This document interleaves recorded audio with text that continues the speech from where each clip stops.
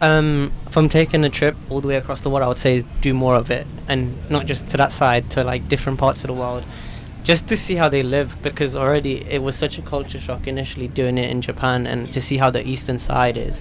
It's focused on the east as you think it would be, right? But you don't realize it as a Westerner how much life in the east is different.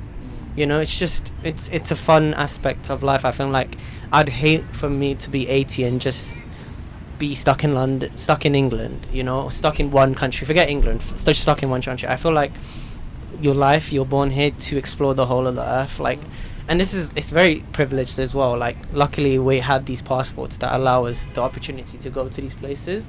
A lot of people don't, which is kind of crazy. Imagine, right? People who don't have as powerful a passport just can't go. They'll apply for visas, but they will get rejected because of where they're from. Again, it's a privileged way of thinking, but I would say that it's just to explore more places, man, and just be more. I mean, I'm already open-minded to everything, but like, be more, like, learn more languages, be able to converse with all types of people. Like, when I was at like Japan, the one thing that got me really, really anxious, literally most of the time, was the fact that I couldn't communicate with these people. Like, I felt like that's really a bad thing. Like, I should be able to go around to not just Japan, but like even China, Spain, France, just communicating what that language is. And yeah, that's more of like a learning for me to do, like, you know. Alright, go on. 3, 2, 1. Hello. Welcome, ladies and gentlemen, to another episode of the Jeoffrey Sarpong podcast. By the way, as I'm honest with my audience, I'm going to tell them this is the third time we restarted this podcast because some person doesn't know how to introduce himself. So, having said that, I'm going to go into it. Hello, Andre. Nice to have you here. Do you want to give a quick introduction? Thank you, Jeff. Hello to his audience. My name is Andre. You have seen me on this podcast before, so I don't know why he's asking me to introduce myself. But here we go. It's nice to be back again after a long time. Mm-hmm. A lot has changed. It's been 3 months since we last saw each other. Yeah. You know, a lot of learnings, a lot of growing. How have you been, Jeff? I've been good. I mean, like, okay, it's better. Just give a quick context. We're outside. We just finished playing football. We can actually get into that, how that was for you after a while being into that.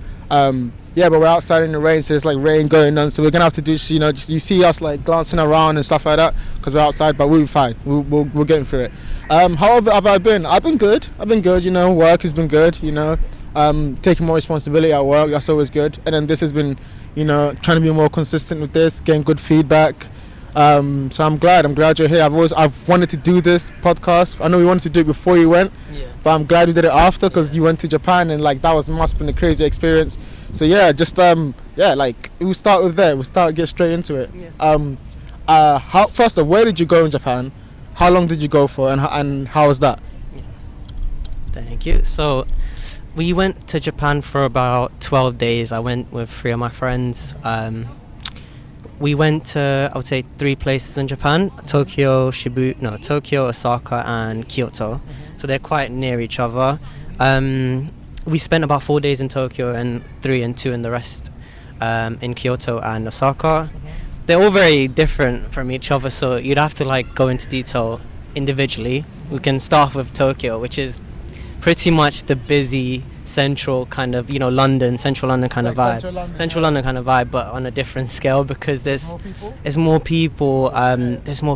It's just the trains are busier. I found, but then it's subjective because if you're being for rush hour, it's busy anywhere, right? But Tokyo was a really good experience because everything you'd expect to see in Japan is in Tokyo. Like the anime culture is rife. Fair weebs.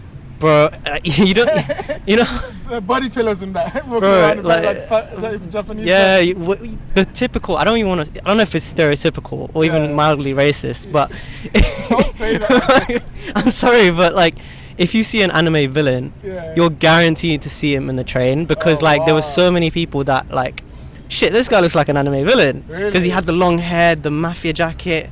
You know, it's just I think anime is just so like ingrained in their culture that it's just they go from a young age reading manga, like we read comics or read books, and they read manga. And then I've seen like literally adults in their 40s reading manga on the train. So it's like reading a newspaper for them. Yeah, so I think it's weird for us because it's still anime is like deemed as this childish thing anywhere in the West.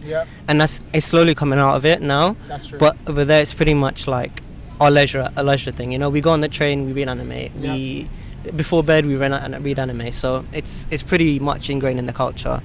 But other than that, we went. Tokyo was like that.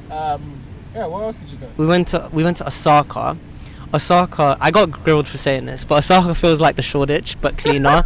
It's cleaner, it's a lot cleaner, but it's like the culture, you know? Like the chilled out people who not like, it's a lot more slower paced. So you know how like tourists come to London and like they're walking slowly and you're like, you have places to be. It's not like that there. So like it's typical, it's a slow way of life. There's like, you notice the change in how they dress. It's a lot more like hippie, I would say. Like, what does that look like? With like baggy jeans, like fleeces, like cardigans with something that you wouldn't think would go together, but they're piecing it together and it works because of the surroundings. Everything's like colourful. You got graffiti on the wall, which you wouldn't find that much in Tokyo. But yeah, Osaka was good. The food was different. Like everywhere you go in Japan, the food's different. But ramen's obviously the staple, so that's pretty much the same everywhere. I want to get into that after, but like, okay, I've got a question on when you mentioned Tokyo and Osaka. What's the biggest difference? What's the biggest difference you found between, like, let's say London and Tokyo, and then like let's say London and Osaka? Like when you were there, what did you realize? Okay, that's different. Even though we were kind of similar, like that's like clearly different from what we have back in London. I mean, first things first. Let's not beat around the bush. Tokyo is 97.5% Japanese, so you're gonna stick out like a sore thumb if you're not Asian. So yeah, it's not as multicultural at all. You feel it? You feel it because, like, you know, sometimes eyes are on you, but people are not like rude in that way. But they obviously can tell, ooh, there's a gaijin. Who are these people? What are they doing here? But like, no one means anything malicious from it. Like, I got told by my friend, it was like, it's not like in London when someone looks at you and they try and look you down. You just, it's not the same. It's just they're like more intrigued than anything. They're surprised, like who's this? Are you lost? What are you doing here? Halfway across the world. But like, it's still like the vibes were all good. We didn't really get bad vibes. For me, it took like a day or two to get accustomed. Like, it was a culture shock initially because we landed at like 9 p.m. and then instantly we went to a 7-Eleven. And for like those of you who don't know what 7-Eleven is, it's like a convenience store that's literally open 24/7.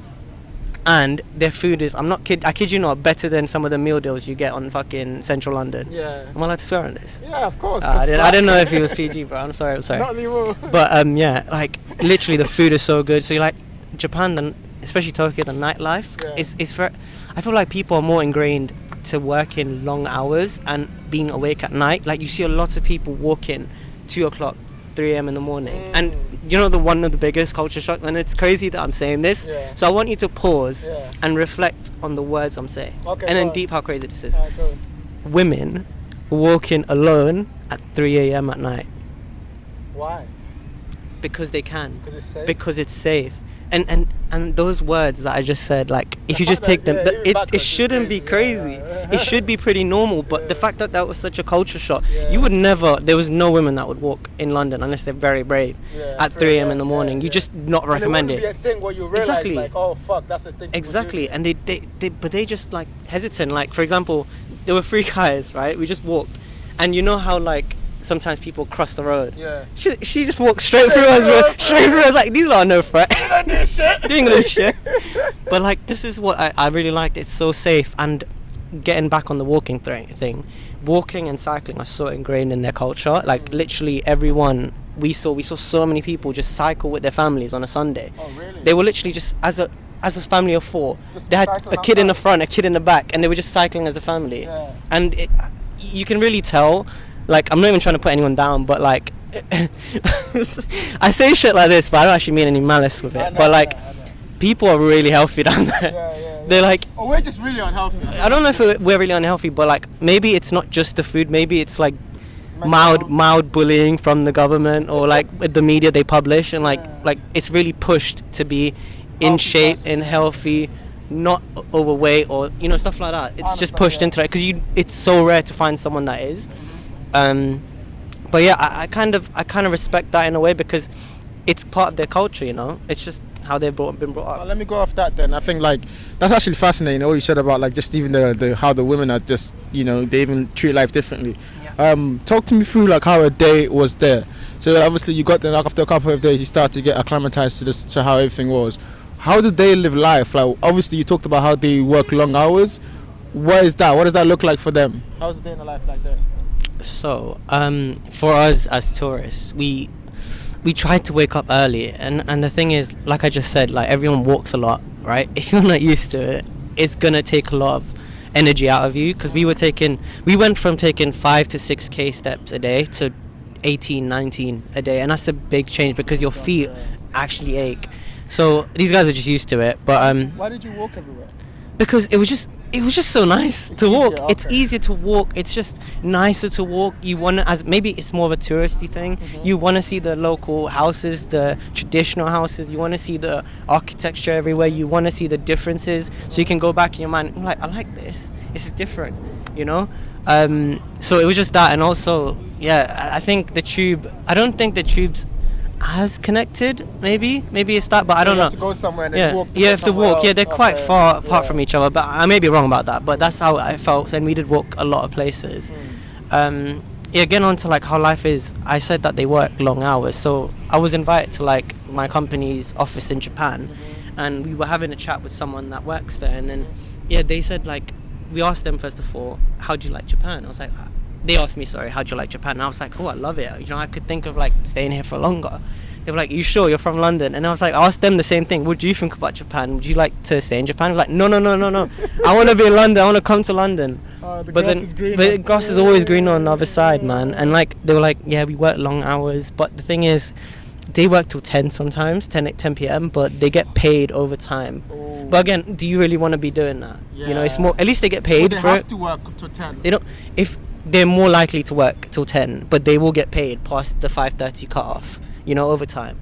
So there is that. So it's yeah, I think Japanese culture is just working really hard, and maybe I think they hold, and this is what the person that we spoke to said, is that they hold Japanese people to different values than those that are foreigners. So if I was to be in the same position, I don't think they put as much pressure. Whereas if it's a Japanese person, they would maybe look down on them for doing the exact same thing. And someone called it, we spoke to someone that was Japanese there, and they called it the gaijin pass. So it's basically, because you're not from there, they just let you get away with same things that they wouldn't let a Japanese person get away with. So like, you're not judged as much. You're not judged as much. And we met someone else, again, through my friend Amro. She's someone that works in London, and she says like, it's just different because I get judged differently. In London, I don't walk out thinking, what are these people going to say about me? Whereas in Japan, it's like the eyes are constantly on her. But again, if you reverse the roles, and if I was to do what she was doing, those same eyes wouldn't be there because you're given a free pass. So yeah, it's just different standards. Oh wow. But yeah. And what do they do? What's the nightlife like? You said like after they're working, what are they doing? So yeah, so this is how, this is something different. It's kind of similar to British culture in that after you finish work on a Thursday, you go to a bar, no, not a bar, sorry, a pub, you drink a few pints and then go home, right? Yeah. There, they go to this thing called an izakaya, and izakaya is essentially this, it's really like dimmed out place, comfortable, good food, and drinks. So you sit down, talk as a team, have amazing food, and it's more relaxed, I would say, than a pub. A pub, you're standing up, you're like fighting to get a place, blah blah blah. Yeah, it's crowded. You know, it's crowded. Yeah. Like, this is more chilled out, and there's so many izakayas around the place. I really like that part because it's more chilled out. And they stayed for until like late. We stayed on that day till about 10, 11, and when we spoke to the person that took us there, she said that it's typical to stay from 10 to 11. Okay. Yeah. And then what? You work then again the next day? They work the next day, or they go out to karaoke, because karaoke is another thing that's pretty big over there. It's just common. They just do it. We went karaoke after this. Yeah, man. Were you singing anime songs in that? We sang. we sang the opening to Attack on Titan. You know, Shinzo Sag. But that was the only phrase we knew in the whole fucking thing. You just stood there singing that one phrase. We waited, it was like da na na da na na na. Yeah. Oh, that's cool. That's sick. Okay, here, I'll go on another question. Yeah. Then, it's actually really interesting to see how you speak about Japan. It's like how the difference is, and just like obviously, because when we're so used to London, we assume obviously I knew it was gonna be different, but we assume that like the common things that happen here would also happen there because it's a big city. You know, it's like if you want a hard-working, all of that, we're so trapped in the idea that it has to be like that in London. And even now they relax, you know. And you've heard stories about how like Japanese culture is like, you know, way more hardworking, and they're way more respectful and stuff like that. Even to go on that, then I've obviously, you know, and you've heard stories because I live I live with a Japanese person and he's so like different and he's so like everything's like, you know, calm and he's so like respectful. What was that like there? Like, was that a massive culture shock from going from London where everyone's like, get out of my way, like just looking at you weird, to like people like bowing and stuff like that? Talk to me about that. Yeah, sure. So like another culture shock that I experienced, which is kind of sad, is that people are so much more respectful. And it shouldn't really be a case that's a shock because it should be pretty common wherever you go, right? Yeah. But we take it for granted. I'm sure they would be too. But like Japanese people, when I was in Japan, I noticed everyone is just so much more respectful with each other. Like an example one would be like when we went to the 7-Eleven, the store clerk. It can be 2 a.m. at night. It can be 7 a.m. in the morning. It can be any time of day. They'd always, the tone of voice was happy. The face was smiley, and they'd always just seek to help. Even though we didn't share the same language, they'd always like help you understand things. So like because they know you're not from here, right? If you're saying sorry, hello, they know you're not from here. So they try and make you like feel at ease as much as possible. On the respectful part as well, I was speaking to Jeff earlier, and I was like, we went on the tube multiple times, and you know how crowded rush hour gets, right? Anywhere in the world. You go London, Paris, France, anywhere, like literally. Yeah. So in Japan, one of the things that we noticed was that literally people, when they'd bump into each other, they'd stop, look at each other, bow, and say sorry. That's still... No, think about that for a second. If you're in, I don't know. Powered in London, everyone be like, get out of my way, bro. What are you wasting time for? Like you got me. Yeah. I got like 2 seconds. Forget that. Yeah, that's my point. But then you made the point was like, what are they gonna do if you don't do that? It was like, but that should never come up as a question anyway, because it's ingrained in them from a young age to be respectful first. Yeah, it doesn't matter about what you're gonna do if I don't do it. Whereas here, you bump someone in Old Street or you bump someone in King's Cross and they won't even look at you, or they will look at you and be like, it's his fault. It's not my fault. But whereas I don't think they even care whose fault it is. It's just a piece of respect. Sorry, we bumped into each other. Yeah. So I mean, okay, just to go and stay on that point then. Obviously in London we've got this, I call it the facade of respect, the facade of politeness, where everyone's like, sorry mate, or like they do that smile when you see them, when you're walking past, that like smile. Is it like that but like more genuine, or do you think because you were an outsider they were trying to show you, like if I was to ask a Japanese person who lived there, they'd be like, all those are just fake, I mean, no, because I saw Japanese people do it to each other. So it wasn't a case of like them doing it to people that weren't from there. They were doing it to each other. So I think it's pretty much ingrained. Whether it's genuine or not, I don't think you can judge it, because again, it's a different tone, it's a different language. I don't speak Japanese, so and plus I haven't been there. That was my only real experience of it, so I can't really judge if it's genuine or not. But from what it looked at face value, it looked genuine. So like, I mean, no one's taking the time out of the day to bow if it's not genuine. Do you know what I mean? That's true. They shouldn't be, but yeah. I mean, okay, cool. Then I got another question on that. Then, what are some of the things you've taken away from that? You were there not for that long, but long enough for it to kind of have an effect on you. What are some of the, I guess, traits of the culture or like things that you want to take back and then implement into your life here? Yeah, I would say first thing was walking. It was a struggle. As I said, like we went from doing 5 to 6k to doing 18-20k steps every day for the whole trip. But I felt like, the endorphins you get when you run, right? It's similar, not at that level, but like it felt good that we walk in. It didn't feel good in the moment, but at the end of the day, when you went on that bed, you felt, I did so much. I did so much. And then maybe not at that level of 18k, but I'd like to stay on that goal of 10k steps a day. And now I get why that's pushed around a lot more. And I would recommend it to anyone, just to like.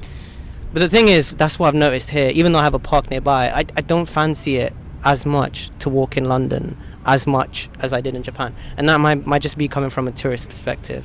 So I might be clouded in my judgment when I'm saying that. Because you're a tourist in Japan, I wanted to go out, but then I shouldn't use that as an excuse. Maybe it is a good thing to go out there. So that is one thing I want to bring from what we were doing in Japan, is just walk more. Instead of, if a station is from like say Baker Street or Regent Street, which is not that far, just walk the distance. What's the point in tapping out?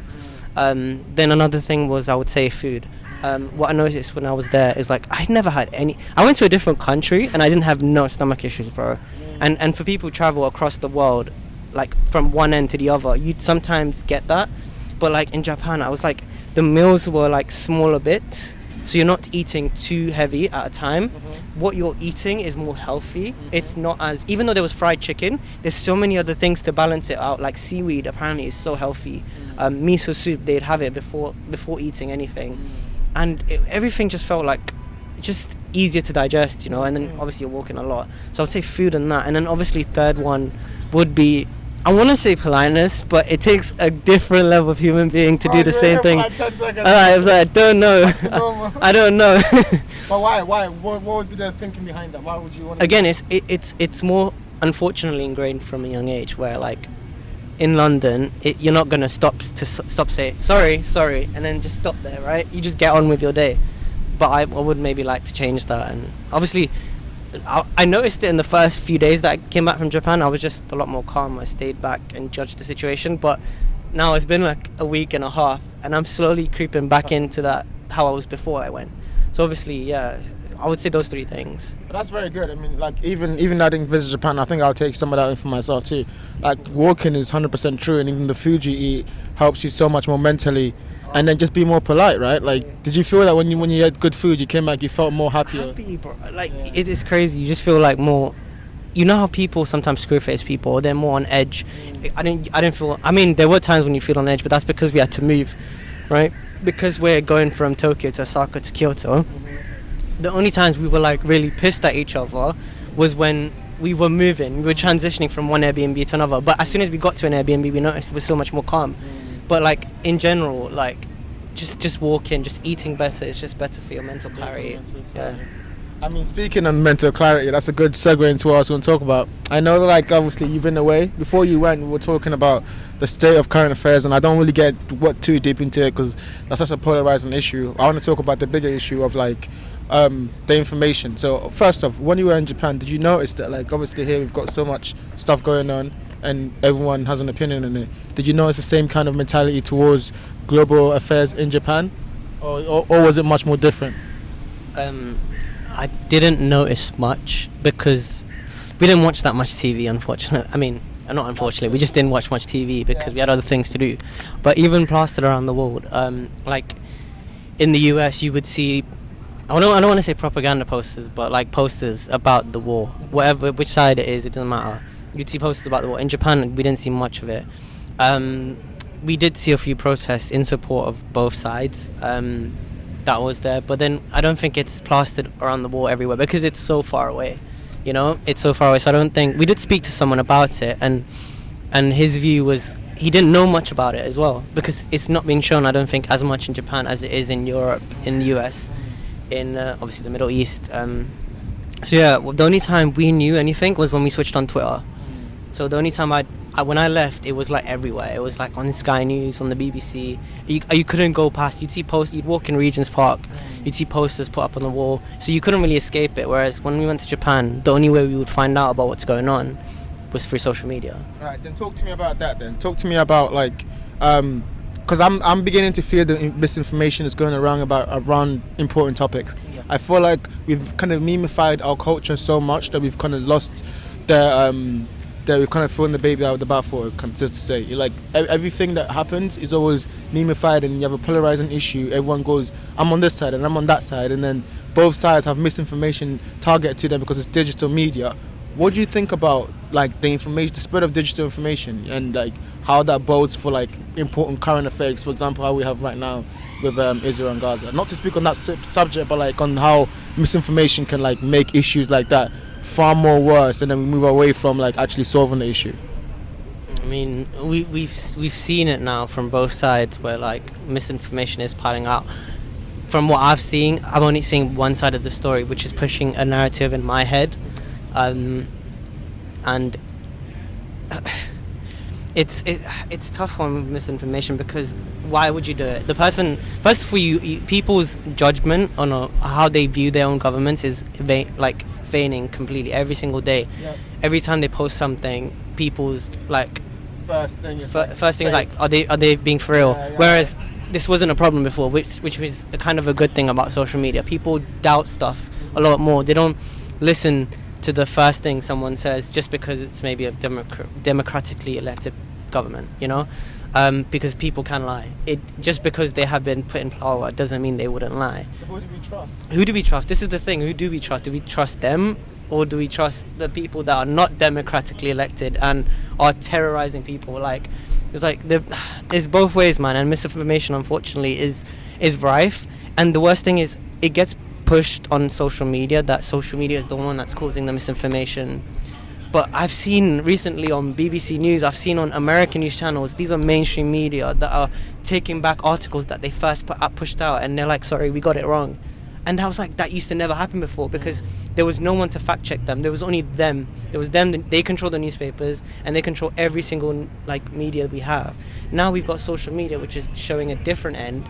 They're pushing it on social media, that social media is the one that's causing misinformation. And it is. Don't get me wrong, there are lots of parts where it is causing that, but I'm happy that we have two ends now. It's not just, we're not absorbing just the mainstream media, we're absorbing other channels. And I just wish, like, with misinformation, the easiest thing to do is just go out there and do research. And it's tough because it's a lot of work, and unless you feel passionate about something, you're not going to go out there and do the extra research. But that's the only way you can tackle misinformation. You don't read a headline. Like, headlines are so like, we found like an easy one that's not really war related is footballers, right? I've seen so many times, and they do it on purpose, bro, where they put like black footballers on a headline, and it'll be someone else. It'll be someone else in the picture. They did it with Lukaku, and they put Stormzy's picture. But like, they do this, and you think it's a mistake, or they got it wrong, but no.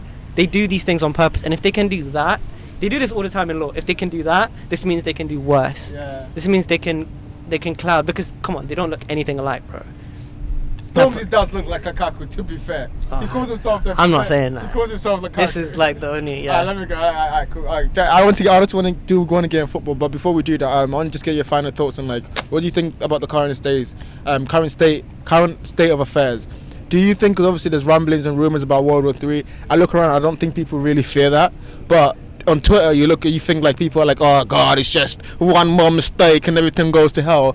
And I might regret those words very quickly, but I do want to ask you, what do you think about, like, obviously we're not experts in any field, we're just two guys in a park speaking, Yeah. but our opinion matters because it kind of reflects how the culture of zeitgeist is, and like how the normal person is feeling. What do you think? Do you think we're close to World War III? Do you fear that? Go on that. I mean, as someone that's never really lived through a war, we have no pillar to stand on, because we don't know what that feels like. We don't know the beginnings of it. Whereas World War III, I mean, from our point of view, as someone who's never experienced it, you can say that there's signs, but what are you using to back that up? In my view, I would say the fact that there's a war in Ukraine and there's a war now in the Middle East, both places that control oil. And as we know, the whole world relies on oil. So I think like these two places are very important in the global aspect of how we live life. I mean, an easy example is like when the Ukraine war happened with Russia, when they stopped oil coming into the UK, they were man them queuing for petrol. And that was just one little thing.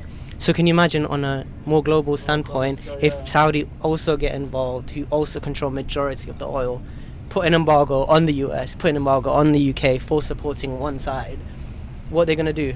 What is, the UK doesn't produce shit. The UK does not produce anything to be standing and taking these sides. They import more stuff than they produce. But that means we're a big buyer then.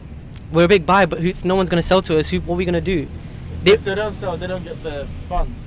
Like, there's a reason it works like that. This is the counter, so they sell to other people. Look, oil is always going to be in demand, right? It doesn't matter who you are, it's who they're going to sell it to, because they're always going to get money for it. If they don't sell to the UK, they'll sell to Australia, they'll sell to India, they'll sell to China, because now already Russia and China are so close. And we've already seen it, like, I'm not even joking, like, China are going to, if they haven't already, they're going to be overtaking the US in terms of who's the dominant one. And we only think the US is at the forefront is because we're on the west side of it. If you go on the east side, and I went to Shanghai for 17 hours, right? When I went there, nothing was catered to people that spoke English. And even if you were there and you attempted, maybe hopeful that the shopkeeper would speak English, they wouldn't. They just speak to you in Chinese. They wouldn't, like in Japan, when they would maybe help you understand it. Yeah. That wasn't the case in Shanghai, because they're very much, no, you're in China, you speak our language, like the US does. In fact, the US has the same policy. They're more accustomed to it because the West faces more pressure from because it's more multicultural. Whereas in China, I think, again, majority of people are from China, right? And they do speak the language, so they're less accustomed to, foreign languages. But yeah, I think... So what, do you think World War III is coming, and you're not scared of it? Am I scared? Because we don't... Again, I'm not scared because we don't know what it's like. So, for example, if what's happening in the Middle East happened here, then we'd be shitting our pants because... Let's be honest, we have no idea what it feels like to be waking up to sirens, waking up to bombs. Like, they're like little kids who... They don't even go to school anymore because what are they going to do? They can't go to school because the school's bombed, So their education's being disrupted. We don't know what that feels like. The only reason we know somewhat of that feels like is COVID. And that was self-inflicted in the way that the government closed the schools. So, like, imagine something out of your control. Some foreign entity comes in, and you're sleeping. Imagine you're sleeping one day, and then boom, and you wake up. That's your alarm. Yeah. But this is how they live it, and it's trauma. This is gonna just build trauma. We don't know what this feels like. And back to your thing, I was like, do I think this is gonna start World War III? From my expert opinion, I feel like it all depends on how the Middle East handles this. Yeah. Whoever stops oil, once that stops, and once the US pay for their crime, once the US literally are halted and are not the first priority in the world, then it's going to start. I mean, okay, just to go on that, just a slight push, but I think these things are so difficult to untangle because there's so much history behind it, lack of information. Also, I'm biased as fuck because obviously I don't want China to be in charge because I'm in the UK. I want the UK to have some semblance of control over the world affairs so that we don't get bombed, we don't become a shitty, unpowerful country. I just think right now I'm in the process of learning more and more. The more and more I learn, the more I realize that it's on a tipping scale. That we have people in charge who have not our interest, not our interest at heart. They're playing games, like I've said, they're playing chess games. And we're the pawns, and we're just playing the thousands and millions of lives, and we have no way to actually stop them. There's an election that's coming up, even though there was. We're not thinking about the right issues. We're not thinking about how to protest them in terms of the way they go about the power. We can protest, one country, but like, there's so many. If you look around Sudan, all these different places, there's so many places on earth that require our attention, but because they don't fit the narrative, like you look at Africa, so many shit's happening in Africa, but we don't care because it doesn't fit the narrative, and that's what I fear. I think that's why I'm scared of World War III, not because of the stuff that's going on now, but because of, like, what are they not showing us? What are the information that we are not focusing on, and how is that going to play a part in that? Yeah. Again. Yeah. So like, we can't do anything because we don't know all the information, like you've said, right? And you'd have to like be very skeptical of what they tell you and what they're not telling you. More importantly, what they're not telling you, because whenever you'd always think there's a what's the word when someone has like a different alternative, a different not an alternative way, a different route. Alternative reason for doing something. Okay. Like when it's an evil way. It's usually. What can you do? And the worst thing is these guys are in power, so the only thing you can do is protest. And now you're seeing more censorship of protest. The way they do it is like, do you know when COVID happened and people wanted to protest COVID, right? They didn't ban protests, but they banned large gatherings. That's the first way of doing it. That's just to show that they can do it, and if this suits their narrative, they will do it in the future. And now you're seeing like people, like Just Stop Oil was another one, right? And then the easy view is to get, like these guys are inconveniencing everyone. They're stopping in the middle. Doing the most. They're inconveniencing people. They're right, but that's their way. Unfortunately, that's their way. And people's argument against that is, what if someone needs urgent care? That's the only time I'm like, yo, you can let an ambulance through. Do you know what I mean? You can let an ambulance through. But the wider issue is the reason they're doing it is because that's an actual problem. Then you get the conspiracy theorists that say climate change is not a real issue. Like, bro, it's what's it now? It's September, October, November, right? Yeah. Did we get snow this whole year? Yeah. Remember in 2010, 12, 13 when we get snow around this time? It doesn't happen anymore. That's your first sign. Like, seasons just flipped. Literally, it'll probably be March and it'll snow. That's not normal. I think I'll go. It's a segue. It's a mad segue. No, it's like, and I think it's a good point to talk on, because the same thing about what we're talking about. On the point of those Just Stop Oil people, I think I trust individuals' intentions. I don't trust group people. I don't trust group intentions, because I know there's some people in that group that just want attention. They're just doing that not to actually make a difference, but they want to feel like their life matters, and so they do things not actually making a change. Because what's throwing a fucking painting on oil, like thing on a painting gonna do?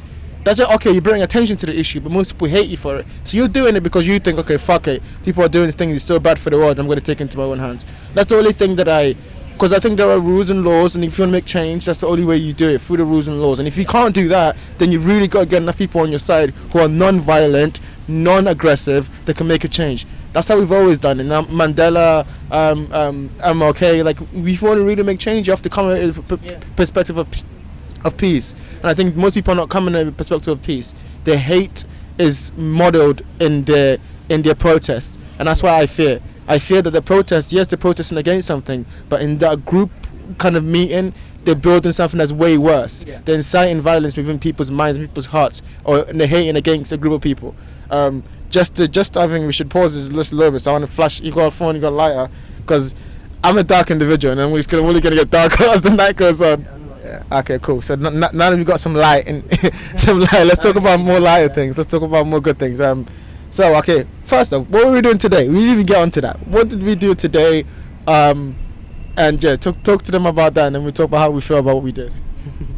Today we woke up like any other day and then chose to do something that was so normal to us when we was 13, 14, 15. We went out, we played 5-side football, which, I mean, if you guys know and have played in the past, it's fun. It's something we used to do all the time.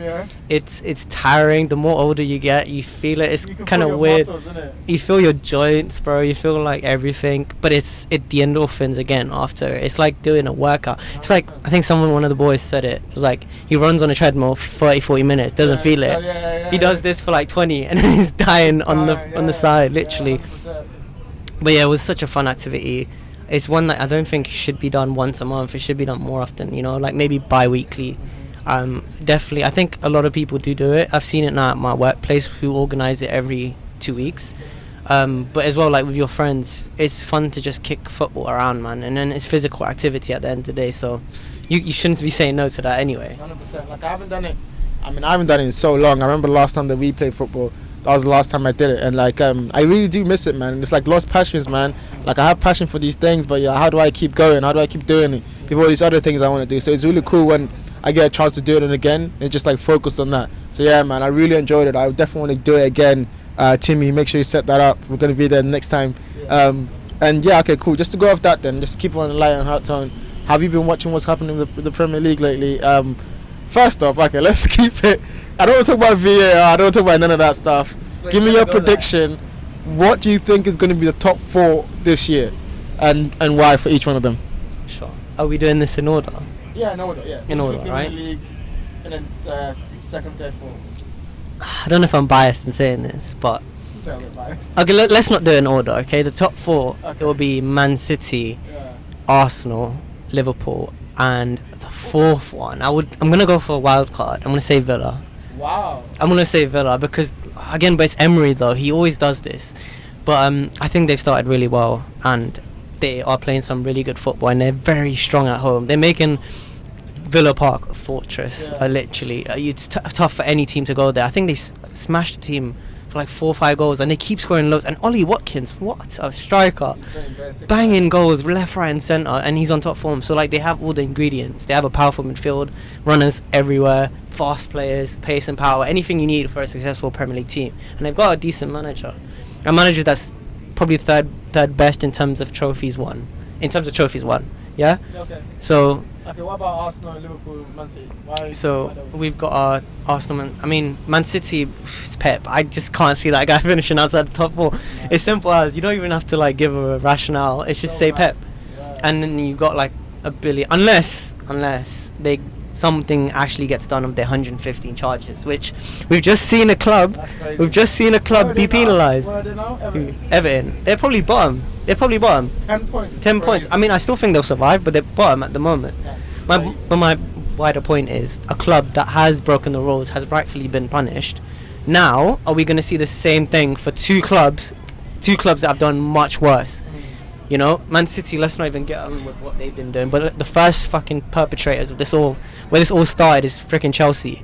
And once Chelsea go crumble, which they already have, they've received transfer bans, and they've been doing some other stuff where Abramovich had to literally leave.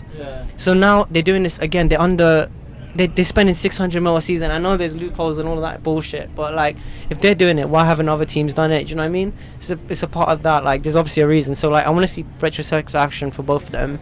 So we'll say if they don't get sanctioned, Man City because of Pep, Liverpool because Liverpool are good in attack and they're good in defense. Their midfield is so iffy. It's still so iffy. But I think their attack's world class and their defense is world class, and they've got the best goalkeeper in the world. So those two things in the box, either side, are gonna make sure they're here and there.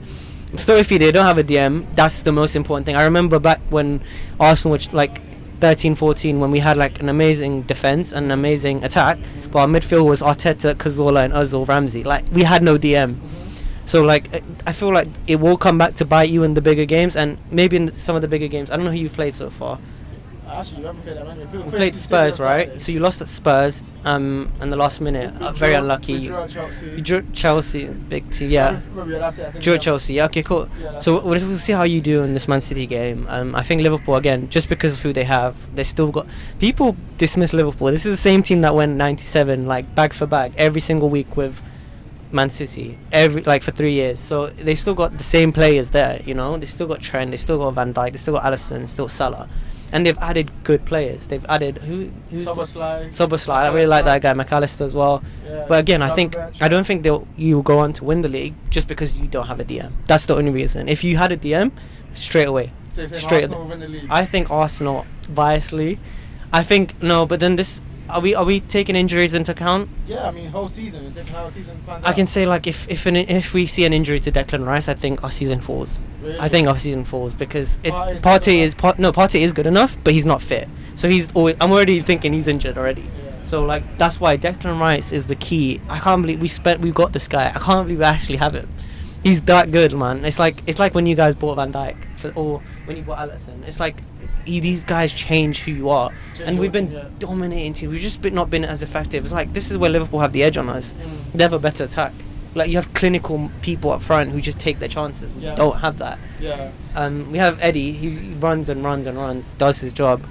He sometimes is clinical sometimes scores hat-trick, and then next he'll miss like from 5 yards. But he works hard for the team. Jesus again, one of the best footballers in the league, but when he comes in front of goal, he'll fluff his lines. He does all the hard bits. I don't know if you've seen the Sevilla game. He done a mad like techers everywhere. But then again, it comes back to like when he's about to finish off. So I think we're lacking a striker. I think if we get that striker and maybe some depth in midfield, if we get those two again, like Liverpool, if they get a DM, it's favourites. So to round it off then, before I go then, you think who are your favourites and who are your surprises? Give me one favourite and then one surprise pick. Is it Villa? Villa would be my surprise pick for the top four. And your favourite? Favourite. Oh, we forgot about Newcastle. But no, I don't think they're gonna stop. About Newcastle, I don't think Tottenham make it top four. Yeah. 100% no. I mean, again, that might be biased, but I think they have a lot of signs of we're here because teams don't know what we're about yet. They're like, this is the same Tottenham from last season. They're not. They attack like really well. So if teams figure that out, change the way they're playing, give them a bit more respect, they're not going to be where they are now. Okay. And they also have loads of injuries at the moment. Their main players, they're finding out how to play when their team is not settled. Like they're missing Maddison. I think is a really good signing. I wish we bought him. I can't believe we bought Havertz instead of him, and this might come back to bite me, but you know, it is what it is.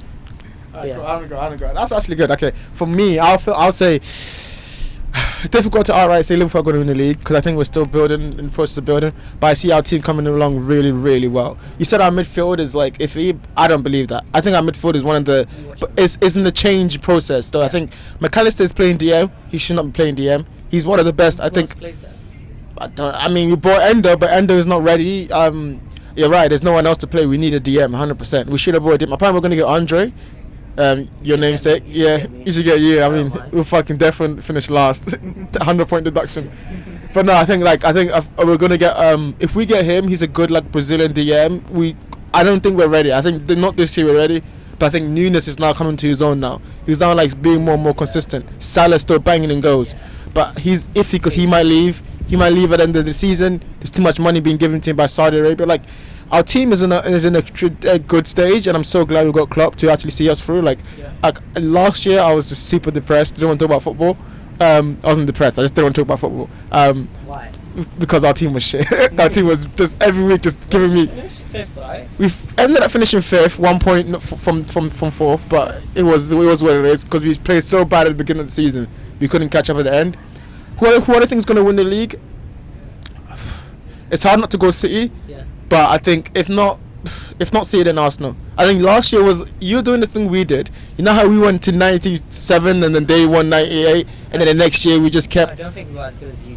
But I don't think City are as good as they were back then either. Like City is now also transitioning, and most of their players are young players now. They got you know, really, they didn't even have a captain. They have young players. They got four captains because they just have people who are older than the rest, Yeah. and they're just the captains. They lost leaders. Yeah. They lost leaders, and so I think it's going to be interesting to see how they kind of recover from that. But yeah, I think hopefully Arsenal will win it. If you guys win it, I'll never hear the end of it. But I think. I wouldn't let this guy I won't let this guy speak. But I think if you win it this year, we win it next year, I'll be fine. Cause Be then, happy we never moved in together. yeah, because then I'll just be like, just fucking playing the music and fucking wearing Arsenal shirts everywhere. But I mean, hopefully you don't win it, then it's fine. I think the surprise will be Tottenham. I think Tottenham have got a really good manager. Are they surprised? You just hit yes Win the because league. Are you about to win the league? no to finish fourth. Okay. So I think the table will be Liverpool shocked me, then maybe Liverpool, but I think Arsenal. Realistically, City, Liverpool, Arsenal, and then Tottenham. That's realistically because I think if we don't beat City, I think we're at least better than you. I think if you guys don't have your season, you guys need the season where everyone's fit, everyone's. Anfield or Etihad? What do you mean? The City game or next Oh, this Etihad now. It's Anfield. No, it's Etihad. But bro, I'm not scared of them. Like I'm going to it with like either we beat them, yes, or we draw. I don't think we're gonna lose that game. Don't think you'll lose at the Etihad? We've been turning up at big games, man, and that's what I mean. We'll see in it. Like you come, we might lose 3-0, but I think like our team's got a different mentality now. Yeah. Last year we had players that didn't want to be there. They just had no business being in our team. Yeah. And you're there kind of like dragging everyone else's down because your quality isn't good enough. This player. It was like a whole midfield. That's why to get rid of them, bro. We got rid of 5 players. We got rid of Keita, we got rid of Ox, we got rid of Henderson, we got rid of Fabinho, we got rid of Firmino. Yeah, sure. We had to get like cleansed half our team because most of the players there Got a good signing. didn't want to be there. They just were okay. Like Ox was okay on the bench. That can't happen anymore. Right now we've got good young players who want to prove themselves, Yeah. and like we'll see, especially on the Klopp, like we'll see how they develop in a couple of years. Like, but for this year, I think second is our biggest. I think optimistic. Either second or third. Arsenal, either Arsenal win it or Man City win it. Yeah. I think Tottenham gonna finish fourth. I'm not sure about United. I think United have I no. think You know, I have no fucking chance, thing. bro. But nah, but it's so interesting. It's so good to be like back again. Like so good to be like finally. Fighting in the Europa League. You, alright, cool, chat shit innit? Like, that's why I hate Arsenal fans because they just chat shit when the one time, Fighting in the Europa League. the one Good time. thing, Alright, right? cool, but it's not like you're going to the Champions League, so you're gonna be. But in it. Wait, where are you in your group? In it to win it. Where are you in your We're group? first. You're first. Yeah. Alright, cool. I was gonna say see you in Europa League, but I guess we'll see you in Europa League next year. We'll see you in the Champions League next year. But I mean, it's good. It's good. It'll be interesting to see how it turns out. Yeah. You know, and I mean, I think it's super cool. All right, it's getting dark, and I know that but we wanted to wrap this up, and just to always wrap it up. I wanted to ask before I give you a chance to ask me a question. I was gonna ask you. It's been a couple of months. What's one thing that you've learned? You know, you've been traveling, you've been doing it, you've been getting to a new job, all of these different things. What's one thing that you've learned for the last couple of months that you've taken away from that experience? As that girl just said. Okay. I feel we're under pressure now. What's one of the few things we've learned? What's one thing that you've learned? Like, I think that you've learned over the past couple of months that stuff with you that. From taking a trip all the way across the world, I would say is do more of it, and not just to that side, to like different parts of the world, just to see how they live, because already it was such a culture shock initially doing it in Japan, and to see how the eastern side is. It's focused on the east as you think it would be, right? But you don't realize it as a Westerner how much life in the east is different. You know, it's just it's a fun aspect of life. I feel like I'd hate for me to be 80 and just be stuck in London, stuck in England, you know, stuck in one country. Forget England, stuck in one country. I feel like you're born here to explore the whole of the earth, like, and it's very privileged as well. Like, luckily we have these passports that allow us the opportunity to go to these places. A lot of people don't, which is kind of crazy. Imagine, right? People who don't have as powerful a passport just can't go. They'll apply for visas, but they will get rejected because of where they're from. Again, it's a privileged way of thinking, but I would say that it's just to explore more places, man, and just be more. I mean, I'm already open-minded to everything, but like be more, like learn more languages, be able to converse with all types of people. Like when I was at like Japan, the one thing that got me really, really anxious, literally most of the time, was the fact that I couldn't communicate with these people. Like, I felt like that's really a bad thing. Like I should be able to go around to not just Japan, but like China, Spain, France, just communicating what that language is. And yeah, that's more of like a learning for me to do. Like but yeah. 100%. I 100% agree. I think I want to do the same thing. I think it's good that we have that kind of both have that mentality that we can actually go together. I know that we're planning to go other places too. But yeah, I'm 100% agree with that. Experience more. And as we get older and older, especially coming from that background that I came from, where that wasn't done in my family, to be the first one who goes, actually, I'm going to go here this way, I'm going to go here, and see that and be able to experience, see for your eyes. And I think that's such an important thing. Like you said, when you're there, it feels different. There's things that you can't learn from a book. There's things you can't learn from a YouTube video. You really have to be there and experience it yourself. Yeah. Can I add one more thing? It's like, I bet if we go to Russia, or I bet if we go to South America, or I bet if we go to China even, we're going to see something completely different to what we've been told. So just to see that difference anyway, and then you clock how much people lie to you, literally. So yeah, it's just go see things for yourself, man. 100%. And I think like that's so important too as you get older and older, because you start to realize that like the world isn't as scary as we thought. Like it's actually just is what it is, and it depends how you. Same soul, different skin. Exactly, same soul, different skin. 100%. Look at you, different bars, yeah. Right. Alright, cool. Just to end it off, is there anything? I always give my guest a chance to ask a question that they wanted to ask me. Is there anything you want to ask or anything like that before we close off? Yeah, sure. I was like, you've been doing this podcasting thing for like a good few months now. Where do you see yourself in 5 years in terms of the podcast? Wow, that's an amazing question. Thank you for that question. First off, thank you also for the beginning of this podcast. If you don't remember, one of my first episodes was with you when I went to that room. Yeah, it's good, like, because I always wanted to do this, and finding the person to do it with was so important. So yeah, a lot of praise goes out to you too. Where do I see myself 5 years? I think it's just going to get bigger and bigger. I think the core value of it, when I always ask people when they watch it, what do you take from it? And they go, oh, it's good to hear different perspectives. It's good to hear people conversate about these things. So I know I'm doing something right. It's about taking that one thing and then expanding it bigger and bigger. Yeah. I think I want to keep it simple, so I still want to keep it like conversational and just two people or like that, but it's more and more places. Yeah. Maybe I want to go to different countries and do this. Different countries and do this, like have conversation with people. I think like that's one of my gifts, to be able to talk to people and get them to relate and also get them to open up. So get better at it. The production obviously get better. I'll probably be doing it with better lights, with less audiences, less people watching. Can I add to that? I was like, what's one guest like a dream guest that you'd love to have on this podcast?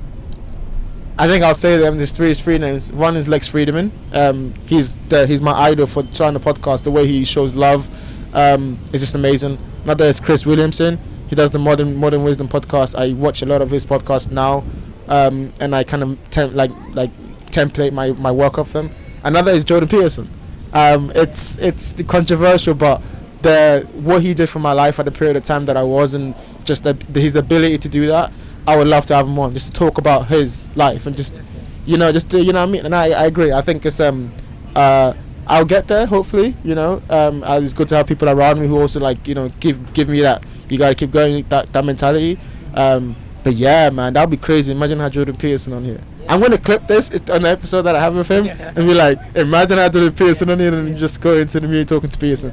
But no, it's going to get bigger and bigger. The dreams I have now are just what dreams I have today. Like next year is going to be different. And next week is going to be different. Like when I'm going to take the podcast, I don't know. But it's the beginning, and I think in the beginning, I'm just learning to be consistent, and I'm learning to just still be deeply engaged in the conversations and not distracted by anything else. Can I finish off on a final thing? I'm so proud of this guy, because I remember when he started it, like literally, he wasn't bothered about how it would be perceived, or like if he was wasting his time. He was just like, I want to do this, and he just started doing it. He did the most important thing when trying to do something is just do it, literally. and he picked up. He's gotten better now. Like literally, I've been watching it from the first. I was part of the first episode, 100%. and I've been watching all these episodes, and he keeps sending it to me. I was like, never stop sending it to people. Always believe in what you're doing, 100%. and like, yeah, be in control of what you're doing, man. And you're doing a beautiful job. So I gotta Thank you, just man. put it to you. Love, bro. Come on, bro. Love for that. Sorry about that for people listening, but it had to happen, bro. You have to feel it. You have to feel it. But no, I love for that, man, and I appreciate it. And I appreciate you, and I appreciate you coming on to this. Like, it's good. I want you to be a recurring guest, because not only am I getting this information personally, but I think people watching are also going to be fascinated by your perspective and just your experiences. And as you got better and better, as we grow and grow, it's going to be really cool to see that. So, thank you so much for coming on today. I love it. Welcome back from Japan. Konnichiwa. And thank you so arigato, whatever, I don't know. And thank you so much for watching, guys. I'll see you in the next one. Peace.